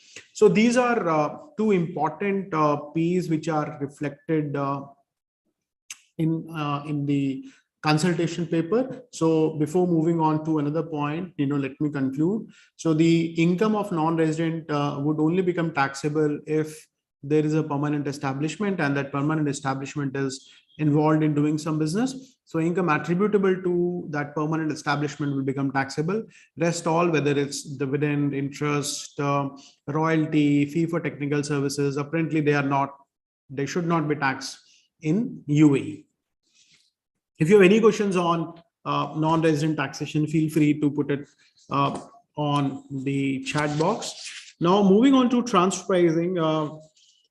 So we all know, that UAE already has got CBCR, country by country regulation in place. Basically, we say there are 3-tier documentation. One is the country by country reporting, and then second is the master file, and third is the local file. The consultation paper, the chapter 7 of the consultation paper captures the regulation or the proposed regulation regarding transfer pricing. And I must tell you, the definition of related party is pretty wide. So, but before going into that, briefly, let me tell you what transfer pricing is. Transfer pricing means, when you transfer a price. So it's an exercise to compute the price of transfers. And as far as tax is concerned, the transfers between related parties, or we call it associated enterprises. So the transfer could be of goods, the transfer could be of services, the transfer could be of intangibles. So when I'm transferring, so when there is transactions are happening between group companies or related parties or connected person, in such a case, the tax law mandates that one must compute the arm's length price. So arm's length price is the globally accepted concept wherein one needs to derive a price from uncontrolled transactions. So for example, let's say, there are transactions between group companies in UAE. Let's say they have not opted for the tax group, because I think and Khushboo, my co-speaker, also highlighted that if you are opting for a tax group, you would be considered as one tax person. And I think apparently, if you would be considered as a one tax person, ideally the transaction would not, the intra-group transaction would not fall within the purview of transpricing. But yes, I think this needs more clarity, and a clarity in the tax law, the final tax law, would avoid the litigation. So when there is a transaction between group companies, maybe the foreign group companies, let's say we have a company in UAE and the another group company is in US, and there is a transaction between UAE and US, so it will get covered under transpricing provision. And going by the consultation paper, apparently one gets a feel that not only the cross-border transactions, but the transactions happening within the UAE will also fall under the transpricing ambit. So not only the cross-border, one needs not only be cautious about the cross-border transactions, but also the domestic transactions which are happening within UAE. So we have discussed what is transpricing, what is the arm's length concept, and now let's come to para 7.1, which talks about the related party, and the scope of related party is pretty huge, I will say. So let me read out the related parties which are covered within the framework. Two or more individuals related to the fourth degree of kinship or affiliation, including by birth, marriage, adoption, or guardianship. So just imagine the fourth degree of the kinship, and which means a lot of uncle and aunt, siblings, all of them will get covered within the purview of related party, and certainly the transpricing. Then it says an individual and a legal entity were alone or together with a related party, the individual directly or indirectly owns 50% or greater share in or control the legal entity. So if you have 50 or more % share in the entity, or if you are controlling the entity jointly, individually, or jointly with your the related parties, and also it will become the related party. Just imagine the scope. Then it says two or more legal entities wherein one legal entity alone or together with a related party directly or indirectly owns 50% or greater share in or controls the legal entity. Again, the scope is wide. Two or more legal entities, if a taxpayer alone or with a related party directly or indirectly owns 50% share of each or control them, a taxpayer and its branch or permanent establishment, which means, if you are a UAE headquartered company and you have got a branch, let's say in Singapore, then the TP provisions might apply on the transactions between Singapore and UAE. Similarly, if you are let's say a foreign headquartered company and there is a branch in UAE, apparently the TP provisions would apply on a transactions between headquarter and branch. Partners in the same unincorporated partnership, then you have exempt and non-exempt business activities of the same person. This is all the related party definition. I personally believe, and this is coming out from the experience which we gained in India, because we all know that India has got a very robust and litigative transfer pricing regime, wherein we have seen a lot of litigation in transfer pricing. So I think a proper documentation becomes very, very important at the very basic level, that who all are my related parties. Because the scope, the definition, the scope of related parties among us. So all the partners, all the, your shareholders, they must submit a proper declaration, and the declaration should be, which company will going to give them should be well prepared, so that they are also aware, that, okay, this is my related party. So the problem, I feel, the problem could be twofold. First, your shareholder, may not be aware that, okay, Mr. X would also fall under the related party definition. So I think making them learn the scope of related party is very important. And second, if they are aware, so that they can make a proper disclosure, ensuring their disclosure is full and complete. And then further it says, it not only stops at 7.1 related parties, but it also further says the transfer pricing provision would also apply on the connected person. And the meaning of connected person is given in para 7.2. And very interestingly, let me read para 7.6, which I found very interesting.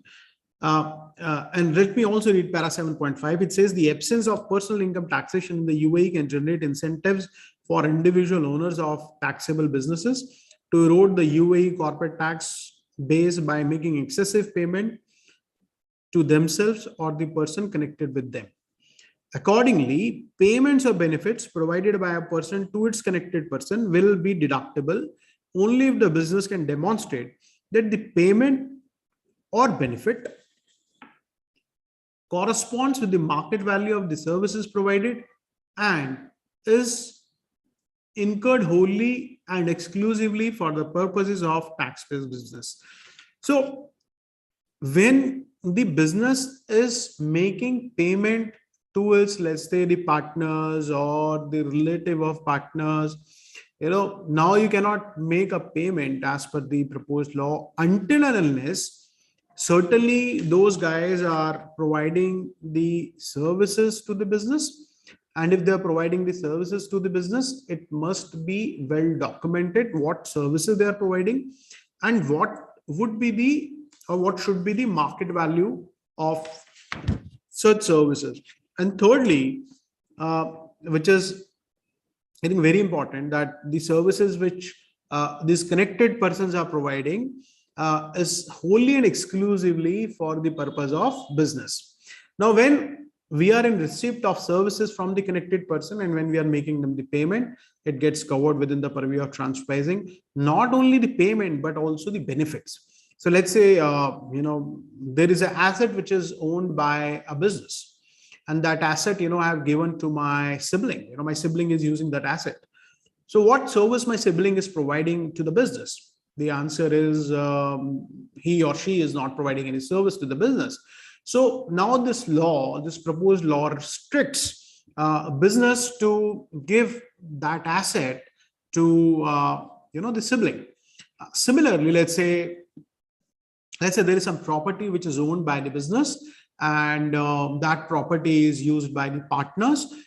So the question will come whether the property which is owned by the business and used by the partner is at arm's length or not. So for the services which connected persons are providing to the business, not only the payment which you are recording in the books of accounts, but also the benefit which we are giving to those connected persons will fall under the ambit of transfer pricing.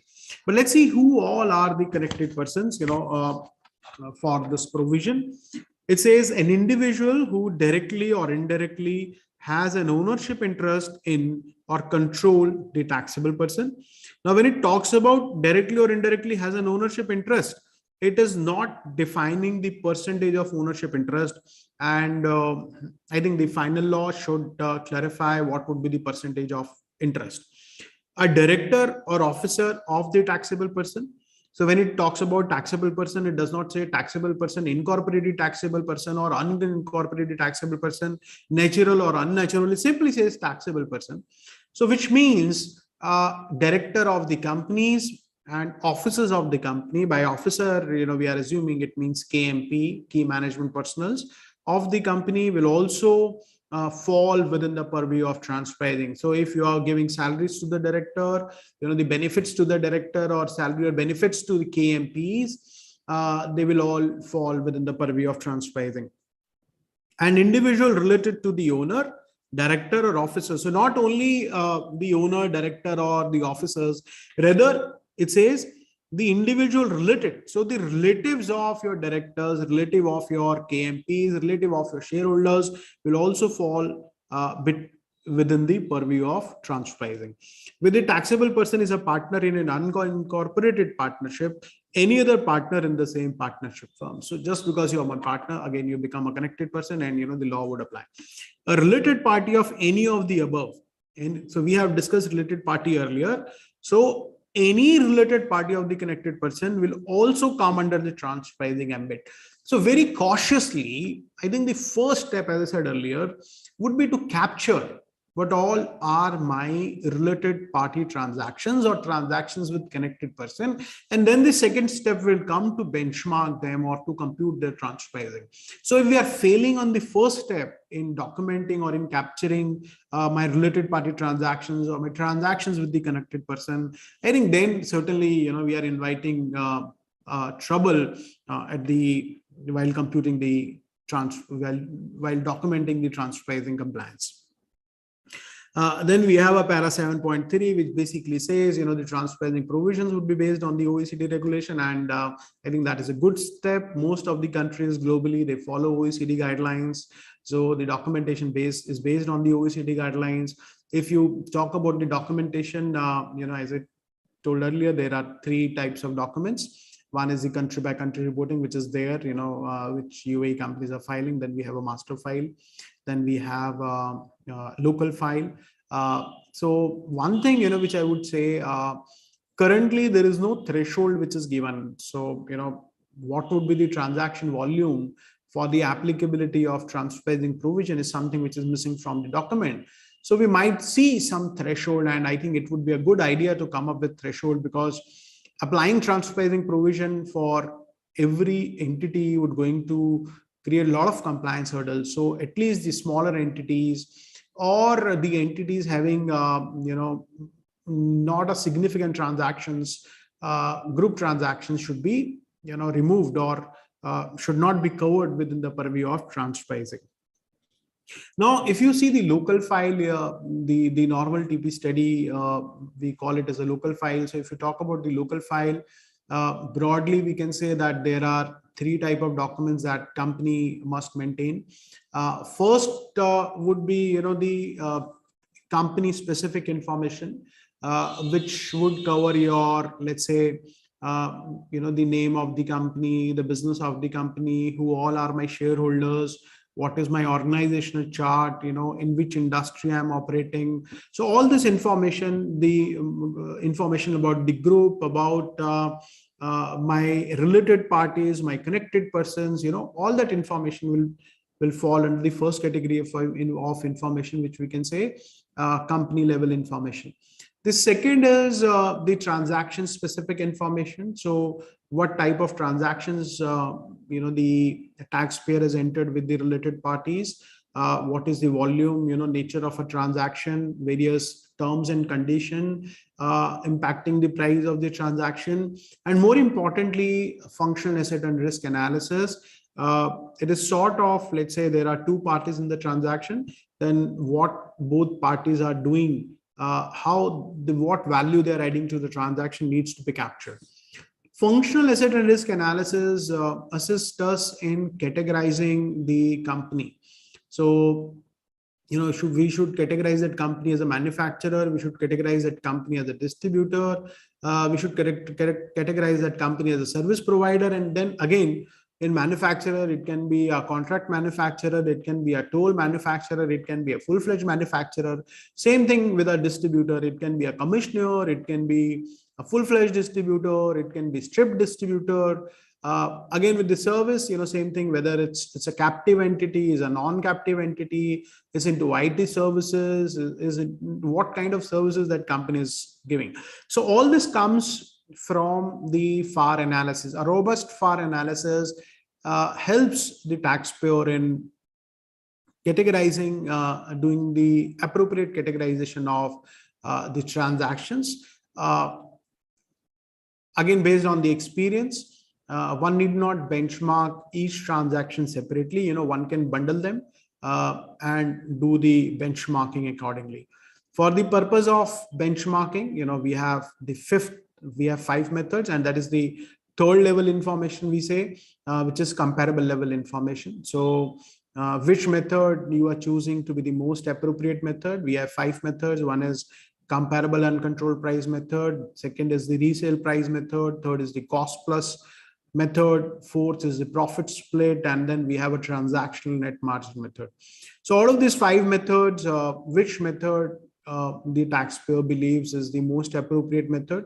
That should be documented well. Why one believes it is the most appropriate method, that should be documented. And what comparable one is choosing to benchmark. So we have broadly 2 types of comparable. One, we say the internal comparable, and second are the external comparables. Internal comparables, something which is available within the group.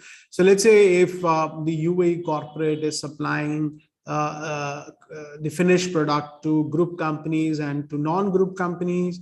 So in order to drive the price, of the group companies transaction, we can take the price from non-group company transaction. So if you talk about the OECD, or if you see the various case laws, in different jurisdictions, so internal comparable is always considered better in comparison to the external comparables. So now, if you do not have internal comparables, or if you feel the quality of internal comparables are not good, I think then we can move on to the external comparables. So external comparables, you generally go to the a database, the price may be available, or generally the profit level benchmarking you would see more often. So practically, whenever we move on to, external comparison, often we have seen that profit level benchmarking is more used. Now, briefly about this method, the CUP focuses on the price. It says comparable uncontrolled price. So one tries to, find the comparable uncontrolled price, the price between unrelated parties. Then we have a resale price method. The resale price method is applicable when the tested party is involved in the distribution. So if one of the entity in the transaction is the distributor, and that distributor is not adding value, it's simply buying and selling. So in order to remunerate distributor, or what should be the appropriate margin that one should give to the distributor, we can choose resale price method. Then we have a cost plus method. Cost plus method basically remunerate, let's say, manufacturing entities or a service entities on a cost plus model. So it can be the captive manufacturing company, or a captive service provider, or a semi-finished goods manufacturer to whom we can remunerate on a cost plus basis. And fourth is the profit split. Profit split is, as the name suggests, it means splitting the profit, and we split the profit if there are more than one party in the transactions and both are contributing intangibles and taking the risk. So we say, okay, we cannot remunerate the transactions on an independent basis, so let's divide the profit. We have 2 methods to divide the profit. One is the total profit split, and another is the residual profit split. Probably, I think transfer pricing itself is a very wide topic, and we need a separate discussion, a more detailed discussion to make you understand about various nuances of transfer pricing. Fifth and most used method is the transactional net margin method, wherein one tries to bundle up the transaction and benchmark on a net basis. So comparables generally, it would going to be better if we will have the companies or comparables based out of UAE. If not UAE, then Middle East. So that's how the transfer pricing will work. And all this needs to be well documented. And let me briefly touch upon the pillar 2. So pillar 2 is the basically the minimum rate, minimum global rate which companies need to pay. So what the countries have agreed that 15% would going to be the minimum tax rate in each jurisdiction, the effective tax rate in each jurisdiction that the company should pay. So now we are hoping that if we see the FAQ and I think the chapter 9, the international tax development, the OECD, the UAE is talking about pillar 2. So hopefully in the main document, in the final law, we're going to see the applicability of pillar 2, and pillar 2 is applicable on the group wherein the turnover of group is more than 750 million euros. So that's the submission. Just one thing before I hand over mic to Gautam, that if the entity is operating from free trade zone, the effective tax rate may not be 15%. So those entities may fall under the pillar 2, but the condition is that those entities should be part of a larger group, which qualifies the turnover threshold limit of 750 million euros. I think Gautam, over to you. If I think I'm done with the my brief presentation on non-resident taxation and transfer pricing. Thank you, everyone. If you have any questions for me, feel free to put in the chat box.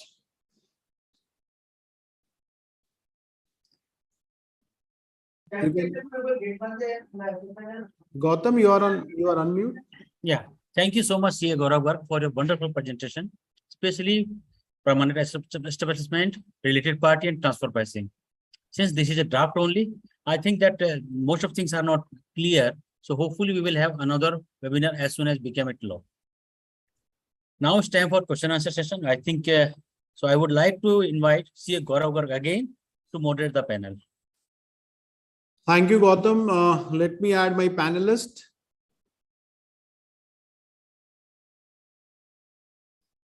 So we have Ramesh Ji. Now time to add Khushboo. Okay. So welcome, guys. Thanks a ton. Thanks a ton, Gautam, for allowing me to moderate the Q&A session. Welcome, sir. So, let me add Pramod Ji also.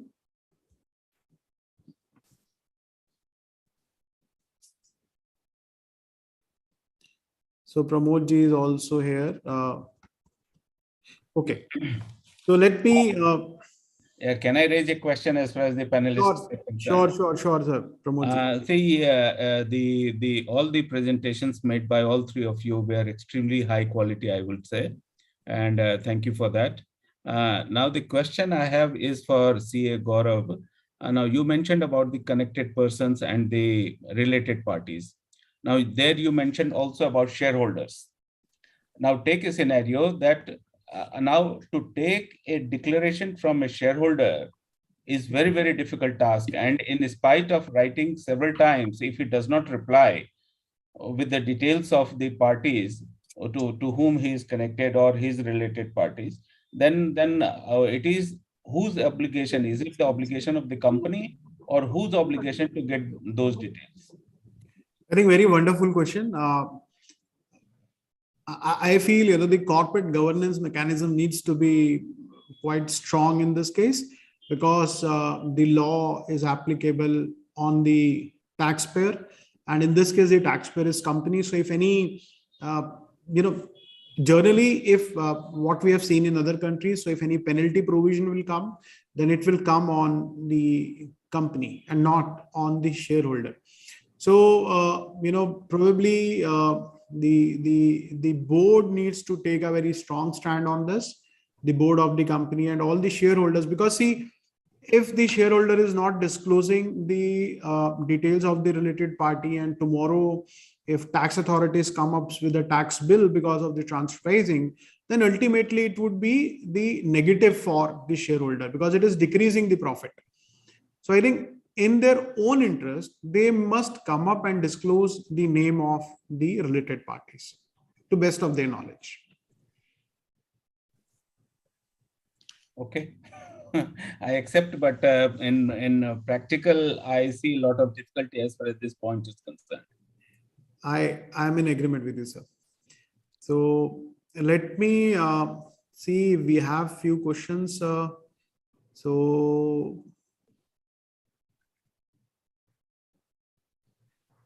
I have a question. Let me read out question and then we will choose Khushboo or Ramesh.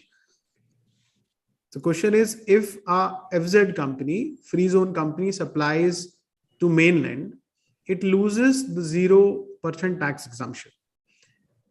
So in such case, does it make sense to create two separate companies, one to deal with mainland and the other with ROW, rest of the world? Ramesh, over to you. Yes, I mean, if this is the business, I mean, the volumes are high, then it does make sense to have two separate legal entities. Just from the overall administrative easiness. Yes. Also, Ramesh, I'm not sure, but the free zone companies, are they allowed to do a business with the mainland companies? Here in UAE, here you have that flexibility till VAT came into picture. I mean, although these are free zone, but you can clearly see that transaction with mainland used to be there. Post VAT, things have become more and more stringent, and that's where you found the concept of designated free zone. So all free zone as of today also are not the designated free zone as far as VAT is concerned. But from corporate tax perspective, they have not differentiated between designated or free zone. So all free zone will come under the purview of free zone. If the free zone does business with mainland, the 0% benefit will go away. Definitely, passive incomes are exempt. I mean, are not considered into this. And if basically the question is whether they want to do, whether it is better to create two different entities. So yes, it is always advisable to have two different entities if the volume of these transactions are quite high. I think on that, I feel even if volume is low, because even your one transaction may jeopardize the whole situation. So even if the volume with the mainland is low, so if you are a free trade zone company, if I go by para 3.3, yeah, simply you should not do business with the mainland. And if you're doing mainland business with mainland, I think you will going to lose the tax benefit. So if you wish to, in my view, Karan, if one wants to do a transaction with mainland, then there should be altogether a separate company. Now let me move on to the other question. Can you give, it's a question from Krishan Kumar. Can you give an example for ROW to FZ? Krishan, I'm not clear on your question. Krishan, are you there? So if you are there, I would suggest you to, I think Krishan is not there. So let me move on to another question.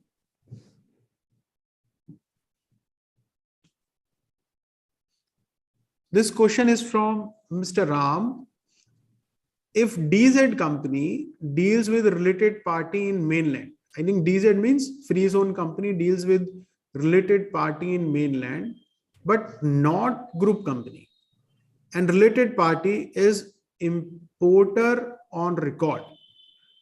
Does the DZ company loses the 0% exemption? Ramesh ji, over to you. I repeat the question. If DZ company or a free trade zone company deals with related party in mainland, but not a group company and related party. So it's not a group company, but a related party. Is importer on record does the DZ company loses the 0% exemption? Ramesh bhai, what is your view? You are not audible. Unmute yourself.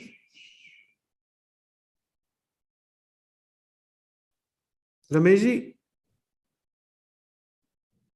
Yeah. Now I can unmute myself. I think there is some technical issues. Yeah. So I think DZ entities are the ones that I talked about are basically designated zone companies under the VAT regulations. So to answer, no, I mean, I don't think they will lose the 0% benefit. Let me read the question again. If DZ company deals with the related party in mainland, but not group company, and related party is imported on record, does the TZ company lose the 0% exemption? I don't think they will lose the exemption. Khushboo, you have any other views? She is facing the same issue of unmute. Gautam, you can take this since you can hear. Yeah, actually, if the Yeah. free zone entity can do the transaction with the mainland in certain restrictions are there. So, in what will happen in the if a group company we are dealing and we are paying any amount to free zone company, then the reduction of expenses are not allowed to mainland company for the purpose of the corporate tax purpose. So they are not going to lose any 0% tax brackets. Khushboo, you want to add anything? Yeah, Ramesh ji, I think I support your advice on this, because they are specifically asking for a designated zone company. So designated zone company in fact can freely trade with any mainland company, not outside also its group, provided that the mainland company is imported on records in order to have the designated zone company avail that 0% benefit. So yes. okay. So basically what I understand that designated zone company are not a free trade zone company. So these are free trade zone, but these are designated from VAT perspective. As I told you, not all free zones are designated zone as far as VAT law is concerned. So it is like it is within the free zone. They need to be basically covered by the customs boundary. The laws are very strict. You can't deal with the mainland. So it is much regulated than the normal free zone. So basically, if we have say 45 plus free zones, we will have, I think we have some 25 listed designated zones out of it. Correct. And every entry and exit from designated zone is basically documented via customs. So it's a regulated transaction that happens. Okay. So let's move on to the next question from Ishu Sehgal. This question is foreign tax credit are claimable as business expenditure? So for example, let's say, the UAE company is providing services to some foreign company, and in the foreign land, the tax has been deducted.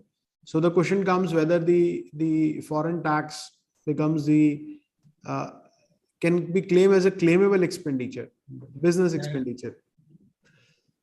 In my view, the answer should be no, because the portion related to foreign tax only talks about the credit mechanism and not about the expenditure mechanism.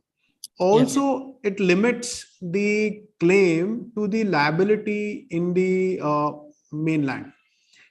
So if, let's say, your foreign tax credit is, let's say, 100 dirham and your tax liability comes to the 80 dirham, then you can claim credit up to the extent of the tax liability, which is 80 and not 100. So in my view, it should not be, apparently it is not a claimable business expenditure. What is your view, Ramesh bhai and Khushboo? No, I agree with your view, Gaurav. Clearly, spot on you were. So it should not be allowed actually. I agree with Gaurav ji and Ramesh ji that 9% is but this expense, the tax credit only allowed if it is a taxable income in the UAE, subject to maximum tax chargeable in the UAE. Suppose if the 9% bracket is there, then we can take claim back 9% credit only. Balance, it will be go as a waste. It is not allowable as a deduction also, expenses. Okay, so let me move on to another question from Kratika Patel. Kratika is asking, if we stabilize an entity in UAE and registered on that jurisdiction, after getting the profit from this entity and transfer this fund to India, will be a tax-free or not? So it is a question on the Indian tax. Yeah. So you are the expert.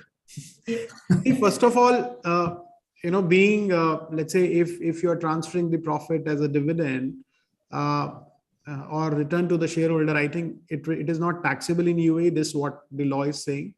It will only become taxable if it is a income earned by a permanent establishment. So it is not taxable in UAE.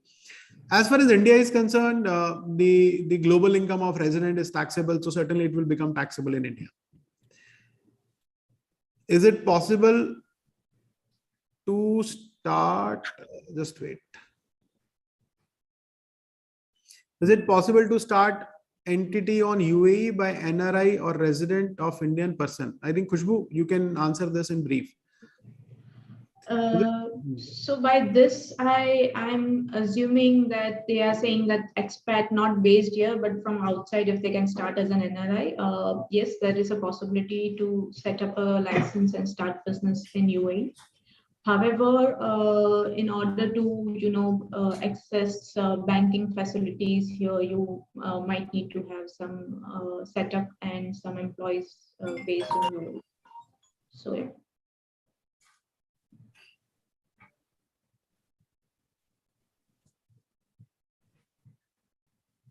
Yeah. So we have another question from by when is the domestic tax law of UAE expected? I mean, if this is for the public consultation document. So Pramodji, would you like to say something? Gautamji and Pramodji, by when we are expecting a final law in UAE, final document? So please unmute, Mr. Chan. See, there is no clarity so far when the law is going to come in force, and also because the Pillar 2 BEPS is also delayed. So frankly speaking, I'm not too sure when this will become a law. Okay. Khushboo, would you like to add something? Unmute yourself and then. So we were expecting basically the law to be out, in this summer. So hopefully soon. I think everyone is just eagerly waiting for the law to come out, and hopefully sooner than later. Okay, so guys, the conclusion is there is no official communication from the department, from the federal tax authorities that, when they would be coming out with the law. I think by 19th May was the deadline to submit the comments or suggestion to the FTA. So they must be going through the same and preparing. So, being it would be applicable from 1st June, one can expect a law anytime before December 2022, correct? Yeah. Now let me take on the another question. It's from Ashna. Ashna is saying, good afternoon, sir. Good afternoon, Ashna. Please explain a little more on exactly what nature of BS would come under unincorporated partnerships and other unincorporated ventures will be deemed transparent for UAE corporate tax purpose. I think Ramesh Ji, this is for you. Let me repeat it once again. Please explain a little more on exactly what nature of businesses would come under unincorporated partnerships and other unincorporated ventures will be deemed transparent for UAE corporate tax purpose. I think Khushboo, you took this part or Ramesh Ji took? Yeah, both of us actually discussed about tax transparency. Okay, so in my slides, so I'll cover what I discussed about this in my presentation. I covered in the investment fund, and there I said that the nature of these funds are that in the back there are investors who are basically they are basically joined as a general partner. So the taxation in this case will be not on that fund but on the partners by way of a tax transparency, which is a flow-through mechanism. So that's what basically I covered. Khushboo, did you also cover some other aspect, or can you give some other example? I think any any form of general partnership can also be covered in this, because basically any license which is not LLC or LLE and have a partnership shareholding structure would ideally be covered in this, because the exception is only if the partners have if none of the partners have unlimited liability, then only those are exempted. So basically anything which is not limited, LLE or LLC kind of license would be covered in this particular scenario. Gaurav, you're on mute. You are on mute, sir. Let me move on to another question, and we will take few more questions and then we wind up. So this question is again from Ishu. I think Ishu, you should pay us separately for asking too many questions, but at least you are engaging us. That's nice. Thanks for being active. The question of issue is Dubai has got 9% tax, KSA has got 20%. FTC would be restricted to 9%. What about remaining 11%? Is this the dead loss or can be claimed in the books? Also, thanks for such a good webinar. Thank you, Ishu, for attending the webinar. I think your question I can answer if my panelist Khushboo and Ramesh Jha allows me. So very clearly the document mentions that the maximum foreign tax credit available will be the lower of the amount of tax that paid in the foreign jurisdiction or the UAE CT payable on the foreign sourced income. So it's maximum up to the corporate tax payable in UAE, that too on the foreign source income and not on the entire business income. Then further it says any unutilized foreign tax credit will not be able to be carried forward or back to other tax periods, nor will be FTA refund any unutilized foreign tax credit. So apparently it would going to be the dead loss. Yeah. Now we have another question from Ram. Ram is asking, in case OG group. In case of group, it's a typo. Okay. OG group. In case of group company. In case of group company, the payment is not allowed as deduction. But if it is not group company, but only related party, then does the mainland company claim deduction on the payment? Ramesh Ji. So basically, if the mainland company pays to the free trade. So can I clarify, Ram here? Yeah, Ram, please. This is a follow-up question which I said earlier. If the mainland company sells the goods to, if the free zone company sells the goods to mainland company, if it is, if the importer on record is the mainland company, then the free zone company doesn't lose the exemption. But then there's another clause which says that if the mainland company is the group company, then the payment is not allowed as a deduction to the mainland company. But if it is the mainland company is not a group company, it is just a related party, then can the free zone company sell the goods to a mainland company, which is a related party? And can the related party claim deduction? Yeah. We have to check the legislation. Definitely related party is not mentioned right now, but we are waiting for the detailed legislation on it. I'm sure these kind of things will be covered there. Right now, it is. I mean, the question that you are asking, although it's not written, but logically it's not be allowed. So yeah. So let's wait for the detailed legislation as well. Because I can easily then. I agree with you completely. Yeah. But this is, as you know, is just a consultation document, a high level kind of overview what basically the tax legislature intend to do. And I think all these will be covered in the detailed legislation. Okay, thank you. Thank you. Okay, now let me see the next question. Rohit is asking, please provide some clarity if transaction from designated zone to mainland is allowed. I think we have already discussed transaction between designated and mainland. I think we are done with the questions. So, thank Sir, you guys. sir, just one question, if you have time. Yeah, please, Ram, be quick. Sir, in case of mainland and free zone, if suppose the mainland is a headquarter and there are functions which are centrally located and they provide services to the free zone, like logistics or finance or IT, and the costs are allocated to free zone. Now, will this come under the purview of transfer pricing?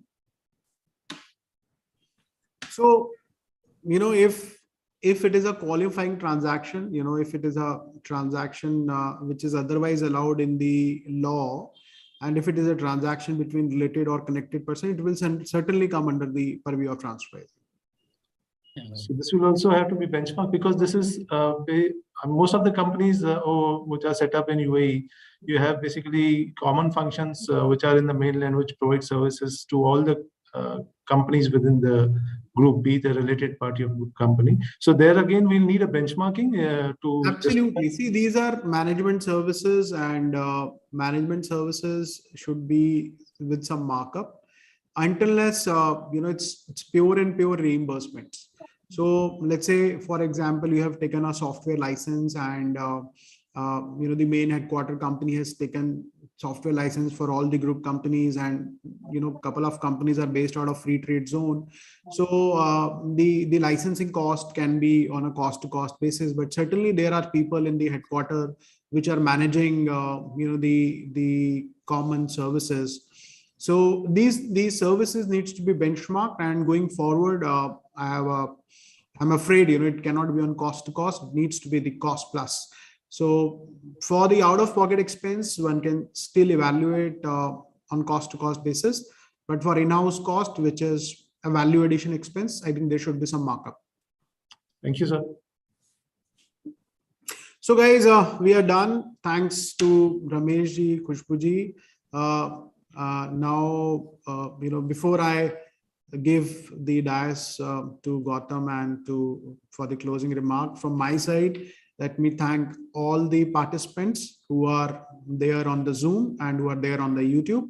This discussion is available on the YouTube channel. So if you want to watch it again, you can go to the YouTube channel and watch it directly. Watch this session again. Special thanks to, I think when we started, we should do something. So first I got connected with Khushboo, and then Ramesh Ji, and all this, then all this happened. So thanks ton to both of you. And then we got a support from the RAK chapter. So thanks to Pramod Ji and Gautam Bhai. And then we also got a support from FTAP. So we have a Deepak. Thanks to Deepak Bhai. And thanks to all the participants once again. So over to Gautam. Thank you. Thank you. Thank you so much, Gaurav Ji. Thank you for attending the webinar. Hope it was the value-added session. Now, for vote of thanks, I would like to call Mr. Deepak, who is also co-founder of FTAP. Deepak, sir. Can you please unmute Mr. Deepak? I'm audible now? Yeah. Okay. So thank you, everyone. I am Deepak Bholusaria. I am one of the co-founders of FTAP, Foundation of Tax and Accounting Professionals. So on behalf of FTAP and RAK Chapter of ICAI, I would like to thank everyone for attending today's session on decoding proposed UAE corporate tax law. Now, as we have heard from the eminent speakers that UAE corporate tax law is still a very new in this part of the world. I'm basically talking about UAE. And still there are many areas which still need clarification, as I can see from today's discussion. And I remember a parallel situation in India when in 2017 GST was introduced. And though indirect tax was not a new species for us Indians, still any new law, whether it is a GST or whether any other law, it always brings with it a host of challenges, right? And in fact, even after 5 years, we are still seeing a lot of clarification. In fact, 200 odd circulars have already been issued by the government in India to clarify various provisions of GST. So even though our experts have today tried to answer most of the questions, I believe, but exact questions and answers to those questions can be answered only once the law is in place, rules are in place, right? Because the more you practice it, the more you understand it, only then you will be able to give the real picture what a particular situation, the answer to the particular situation is, right? So now, with regards to international tax and transfer pricing, though these are the mature laws with defined implications, the implication of TP on the businesses in UAE, again, TP is a new, I believe, was a new exposed area for UAE, coupled with the corporate tax area, corporate tax law. So I believe it's still a gray area, and only time will tell us what kind of implication it has in store. So I will look forward to having more knowledgeable session in future, and I sincerely hope that we will also benefit from the knowledge of today's expert panel in future as well. Now, having said that, I would like to thank today's speaker first, Khushboo, for giving overall insight on important aspects for corporate tax. Then Mr. Ramesh Jha for explaining what is exempt person, taxable income, how we can compute taxable income as far as UAE corporate tax is concerned, and how this will actually impact businesses in UAE. And last but not the least, our own Gaurav Bhai, who is an NIC member and present chairman of FTAP, for sharing thoughts and insights on the international tax and TP. I would also like to thank and acknowledge presence of Shri Pramod Jainji and Shri Gautam Jainji, who are chairman and secretary of RAK chapter respectively. And last but not the least, I would like to thank all of my audience, not only from India, but from UAE, who are present as well as in absentia, for attending this session and making it a great success. Now, with this, I announce this session as concluded. Thank you very much. Thank you. Thank you so much. Thank you. Thank you, everyone. Thank you, everyone. Thank you.